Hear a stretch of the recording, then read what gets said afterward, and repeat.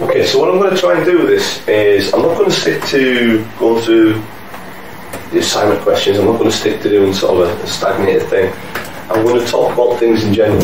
Okay, so that when you can do the assignment and the questions, you'll have a better idea of what to put for them. Okay, notes are really important here. Really important here to put notes down.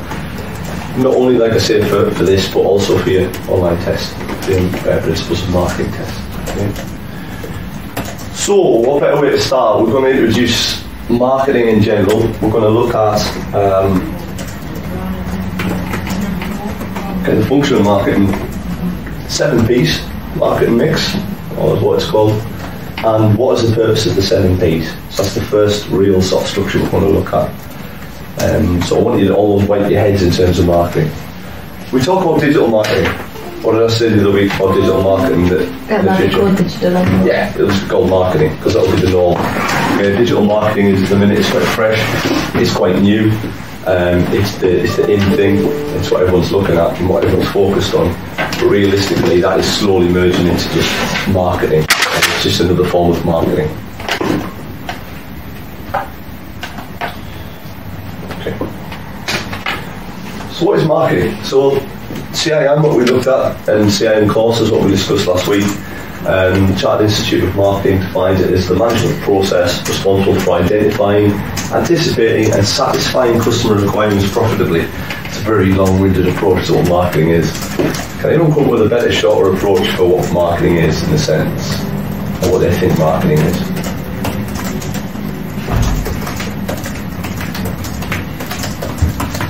Matthew, I'm looking at I guess it's sort of like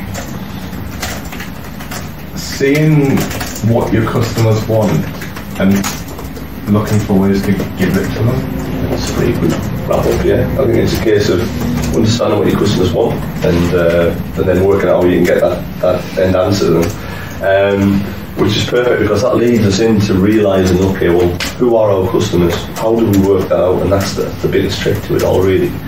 And that's why we look at market segmentation. But the function of marketing in general, it says there, to ensure the organisation produces the right product at the right price and get that product to customers who will buy it, which is pretty much what you just said there. And without marketing, it's going to be very hard to attract customers to products and services. And you could have the best product in the world out there, but if you can't market it correctly, then you're not going to be able to get it out there to you need to get out there to.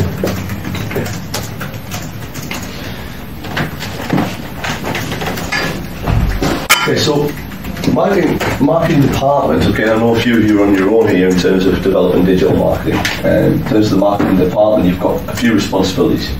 It's got research, which is often neglected by marketing.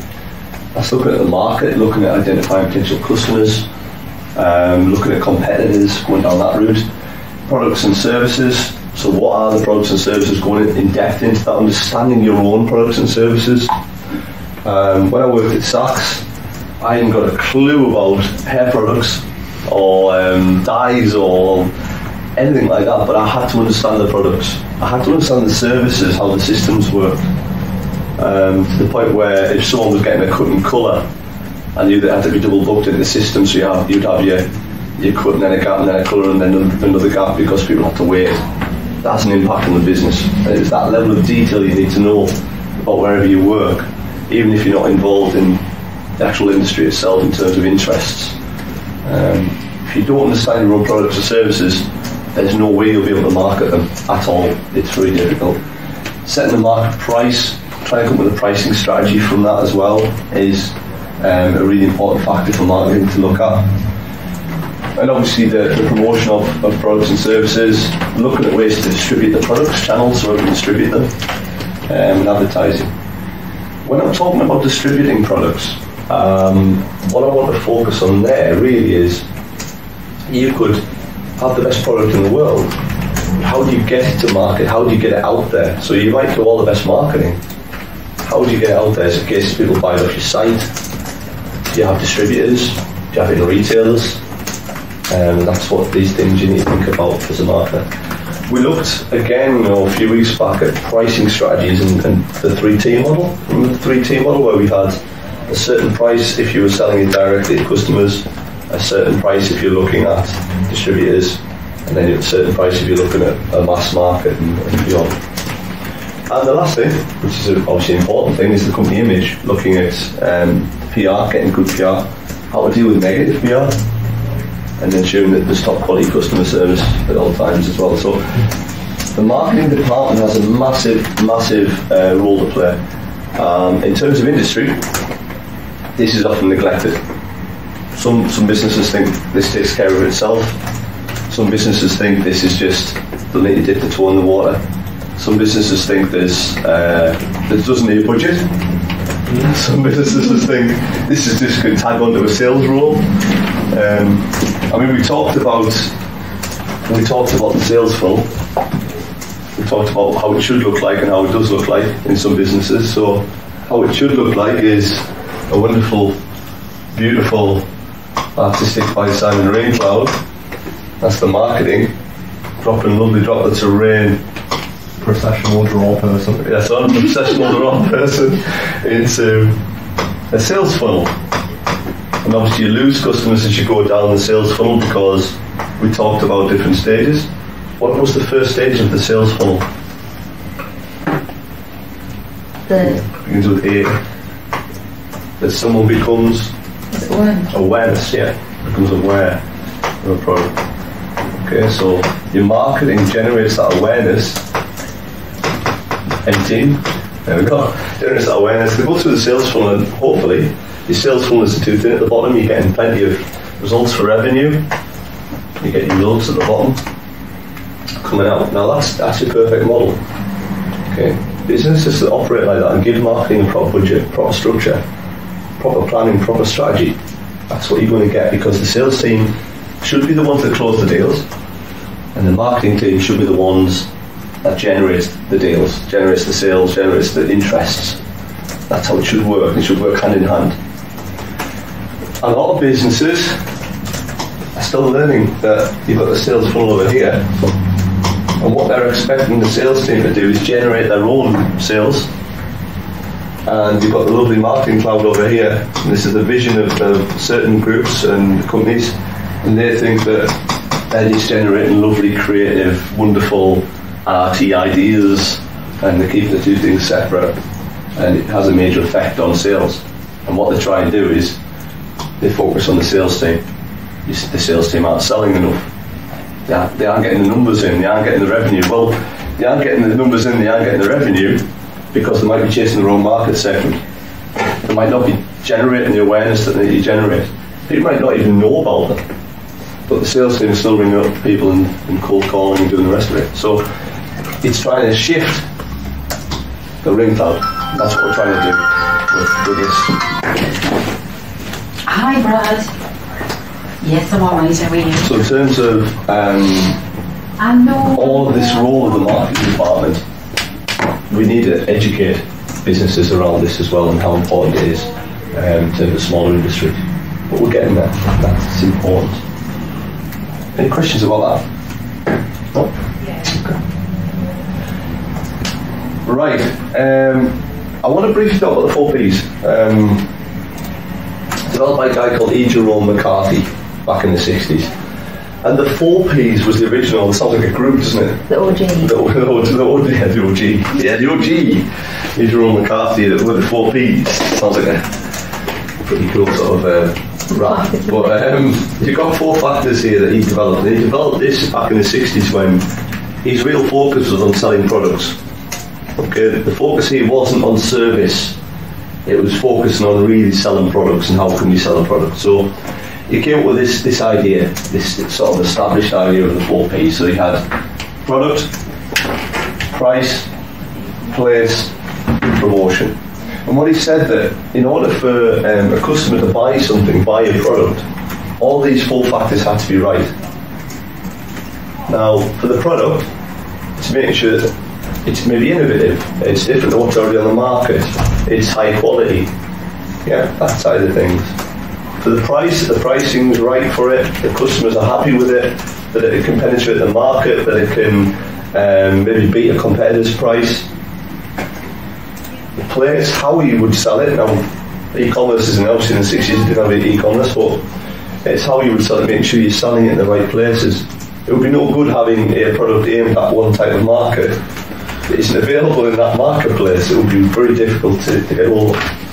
And promotion, how you actually promote it, how you market it. So the idea is that if you got all the 4 things right, we're cooking on gas. Okay. Because this was the 60s, it started to evolve from here, and people started to say, well, what about services? What if we want to market services? What if we want to market other things attached to this from the 4 Ps? Well, let's move forward a little bit if we can without breaking the bullet. Looking at each individual, so the product. Okay, does it meet the needs? Does it provide good value? Does it provide the benefits they're looking for? Okay, so this was the idea of very simply looking at something like a hammer. That was just randomly put together. A hammer, does the product meet the needs? Okay, well, if someone wants to hammer a nail into a wall, then yes. But does it provide quality and value? Well, does the head drop off if you hit it once? Yeah. Does it provide the benefits they're looking for? Well, they might want to start doing other things with a hammer, I don't know, but the hammering the nail in the wall, the benefits they're looking for is they want to hang a picture. Yes, fantastic. Okay, so we've got that tick, boxes ticked for that. The products can also be intangible. Okay, so you class package holiday as a product. It includes bits of services in there, but ultimately it's a product, it's an intangible product. And that's the first point of the marketing mix, is getting the product right. Products such as a chocolate fire guard, that'll be quite difficult to tick the box for the marketing mix. Obviously. Everyone's done in agreement. That's probably true, yeah, that's good. Okay. Price. Pricing has been really difficult for me on a personal level for the AO card. Been very, very difficult to get right. Shameless plug. Yeah, that's a plug, shameless plug. The big one is the second point there. The higher the price, the higher the perceived quality must be. It must be the right price for us and value to the customer. It must be competitive. It must also achieve profit for the organisation. Okay, so there's a number of lines to this. We've discussed the Dunlop trainers. Yeah, I'll talk to you about Dunlop trainers. When I was a kid in the 80s, careful, Dunlop trainers, no one wanted to wear them. The back end now. They were garbage, Dunlop trainers in the 80s. And the reason they were garbage is that the prices went down and down and down and down, and it was associated with being a poor product. So, being a kid, a pair of Dunlop trainers, you could pick them up for maybe $3.99, $4.99 out of a shoe bin. I don't mean like a shoe bin as in a charity shoe bin, I mean like a shoe bin in a store, you know, like the ones that no one wants. As in, tags on them, they just tossed it in the bin. And if I'd have gone to school wearing a pair of Dunlop trainers in the 80s and early 90s, that would have been a very difficult time, because it was not the done thing. And I wasn't king of fashion. Hey, look at me, I'm king of fashion now, but it wasn't the done thing to wear Dunlop trainers then. And what Dunlop did is they took their trainers away from the marketplace. And for years and years, you didn't really see them. You didn't hear about Dunlop trainers. They just sort of disappeared. There was one day I walked around Newcastle and expensive trainers in the window. I was walking through, I thought, wow, a pair of Dunlop trainers. And I looked at the price tag, it was $69.99. How have they done this? It looked exactly the same. The trainers looked exactly the same as they did in the early 90s, mid 80s. Exactly the same. But they had lovely branding behind them. Beautiful boards, how it was marketed, how it was presented. And it was presented as an upmarket product. The pricing strategy had a massive element to do with Dunlop's revival and how it's become this retro brand. There's other things off around it in terms of the bags you can get and things like that. So pricing is so important. Attracting the right type of customer for your market segment as well. It's no good putting a high price on something if your market segment is a type of customer who has a low spend. It's got to compete with other things in the market. It's difficult if it's an innovation. It's also got to have a profit for the organisation. Now, that applies to the tier models as well. So your first tier model is you sell it directly yourself. So you tend to make more profit. The The second tier, you're looking at giving a markup for that. So if you want to put your product into a shop, they would expect to see a 30%, 20%, 40%, whatever markup off that. So you, in theory, have to lose profit on it. So you'd have to set your initial price quite high to gain profit on the 3 tiers. So do you want me to explain that a bit more? Yeah. Right, okay, so if we look at, let's say, I'll use the smart card as an example. Okay, let's say we have the smart card, and let's say it costs £1, to keep it simple. £1 to buy a smart card in raw material. Mm-hmm. Okay, so that's a raw cost.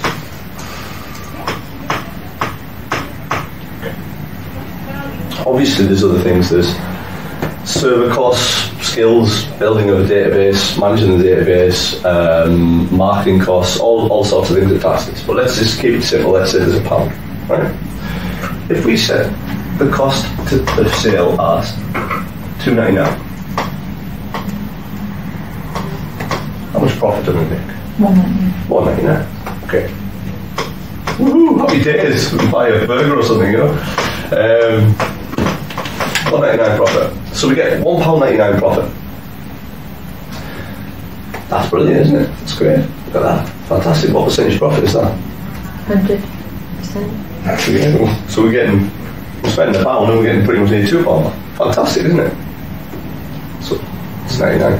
So profit. No, it's okay. I'm not being picky about the percent. Okay. But we're doing well. This is good. Okay.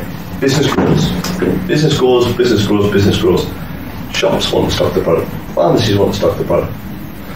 What do we sell at the pharmacies at? A lower price than retail. So okay, right, okay. So if that's our retail price, what price would you set for them, roughly? £1. Right, okay. So we sell them to £1.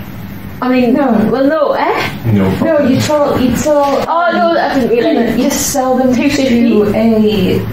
I don't know, if you were selling to like a booth or something, you would sell it at a higher price because they have the, would you call it commission cost or something? Yes, markup. As a middleman? The markup, Okay. yeah. All right. Okay. So Fine. if we sell it to them at $2.99, they're not going to make any profit because they would want to sell it at $2.99. If we sell it to them at £1, we're not going to make any profit. So what organisations might ask for, they might, so that's the tier 1 model, tier 1. Tier 2, Boots or whoever might say, right, we demand a 30% markup. Okay? So they want to make 30% profit on their sale price. So they want to buy it in at least 30% less than that. Okay? So we sell them for £2.19. Can work out right? Small workout quickly for me. 30%. The markup was needed. Work out for me. You've got calculators if you want to use calculators. Would it be 30% of £1 or 30% of £2.99? No, £1 is the cost we're bringing it in. Okay? They're going to sell it at $2.99. They want to make 30% profit. So what do they need to buy it in for off us? That's what you need to work out. Is 0.897, so it would be about like 90 pence. Okay, so let's say 90 pence. Okay? So 90 pence. So £2.19 we would sell them for, okay? So if we sell them for £2.19, we make how much? £1.19. £1.19. That's our profit, okay? Not masses, is it?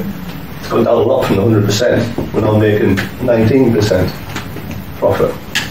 It's quite tricky, isn't it? And all of a sudden they're making 30% profit. They're making more profit than us. Hang on a minute, that can't be right. But we're there. Our business grows. Boots are selling like hotcakes. Fantastic.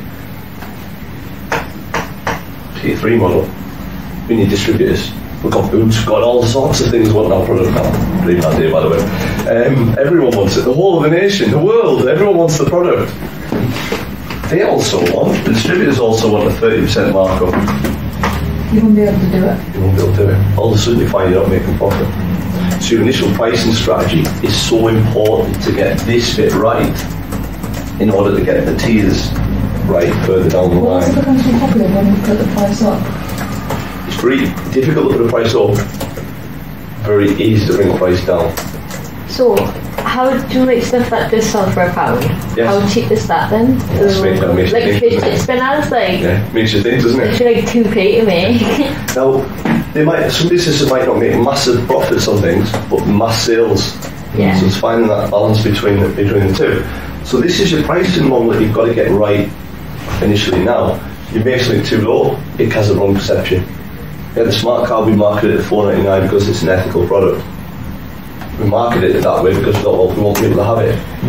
Profit-wise, we weren't making a great deal out of it. But we wanted to market it that way so that people could engage with it. The perception on the market, or the feedback we got was, what's wrong with it? It's $4.99. It seems too cheap for a bit of technology.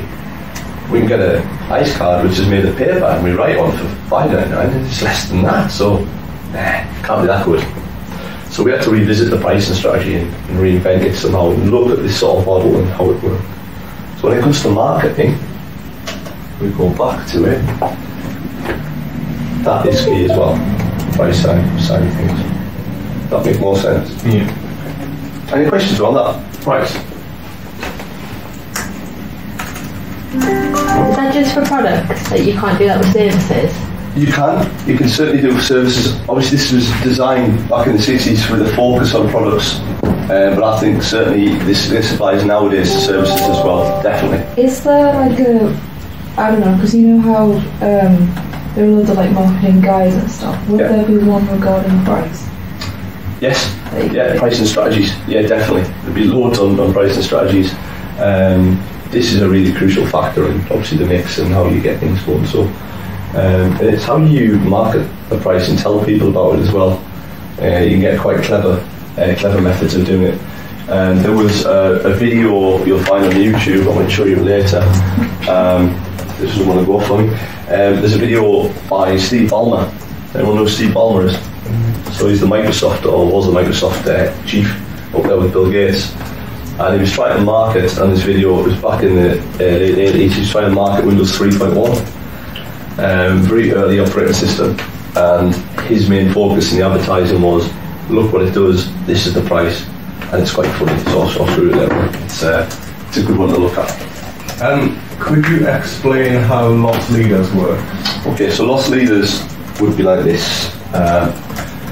It's quite a complex model in terms of pricing. So if you think of a supermarket, okay, what a supermarket will gamble on, will plan on, will plan a strategy around is, let's use an example of DVDs and popcorn and Coke, okay, of the drinking variety. Yeah. Okay, so let's look at it. We've got the popcorn box there that people can buy out of, and all the popcorn's in. There's a big sticker on there that says, okay, now only 20 pence if you buy a film. Yeah, or it could be they make a loss on that and mark it right down and say 39p, usually 99p.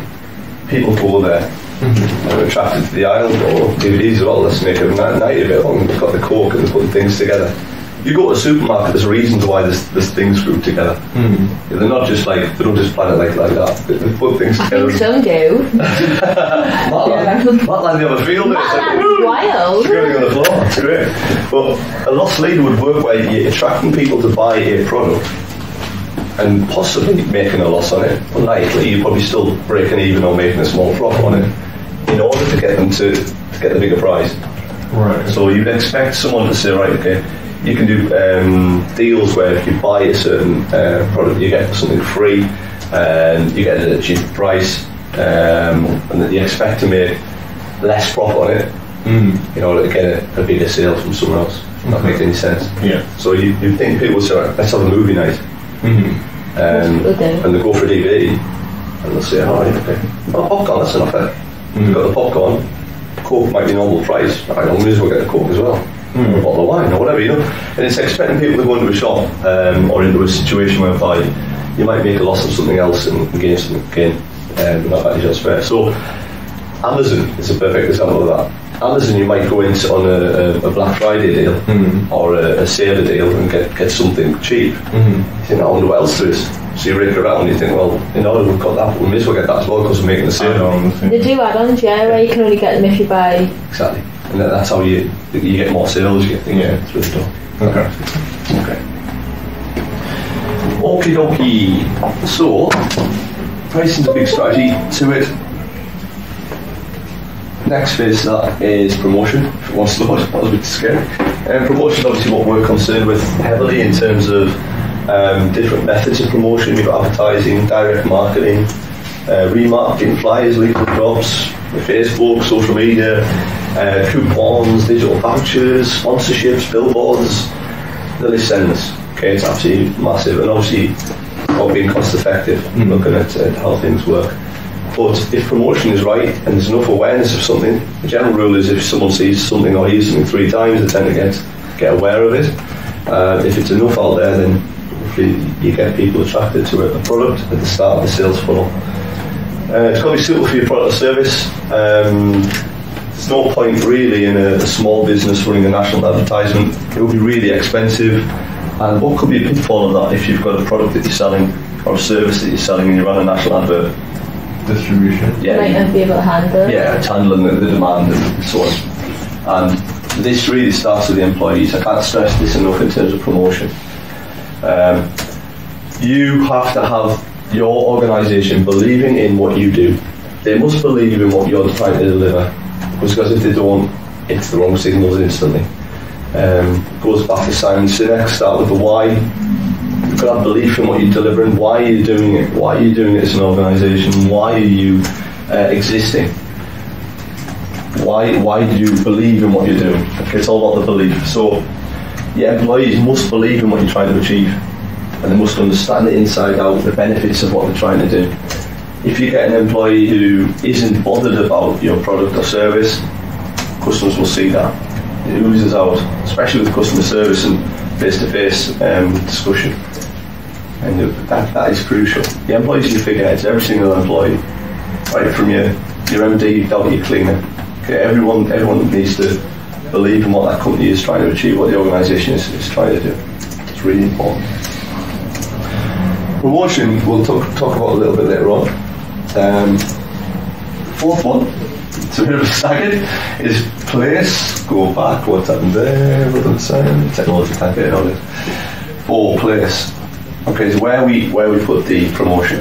Okay, so how are we going to sell it? Where are we going to sell our product? Are we going to put it in a shop window? Are we going to sell it on the e-commerce site? Are we going to put it through distributors? Does it cost more if we're going to put it through distributors? Does the stock depreciate? What do I mean by depreciate as a word? Loses value. Loses value. So give me an example of a bit of stock or a product that could lose value. Cars, as soon as they come off the belt. Cars, yeah. What about the actual, without giving it away too much, what about a product that might not last too long? It needs to be sold quickly. Newspapers? Newspapers are a good one. Food is a good one, yeah. So you've got to take that into account when you're distributing, make things are right. You've got seasonal stock as well. Christmas trees. Yeah. Sure, they don't sell many Christmas trees in the middle of the summer, but you never know. There's some crazy people around getting ready for Christmas early. Is that going to sell in a certain location? Yeah. It says there, for example, there's likely to be little demand in Birmingham in January for shipping the flip-flops and suntan lotion. Again, you never know. People are a bit crazy nowadays and the weather's gone a bit mad. But according to Donald Trump, there's no climate change, so this should still hold true, you know. Okay, so that's place. So that's the 4 P's. And the question I often get is, well, hang on, you talk about the 7 P's, so what's the difference? Well, the main difference between the 4 P's and the 7 P's, so like attribute that, doesn't it? Is that there's 3 extra processes, 3 extra factors being added to this to try and look at more services than just physical products. So we look at people, we look at process, and then we look at physical evidence. Okay, so we'll look at that in a second. So that's more putting in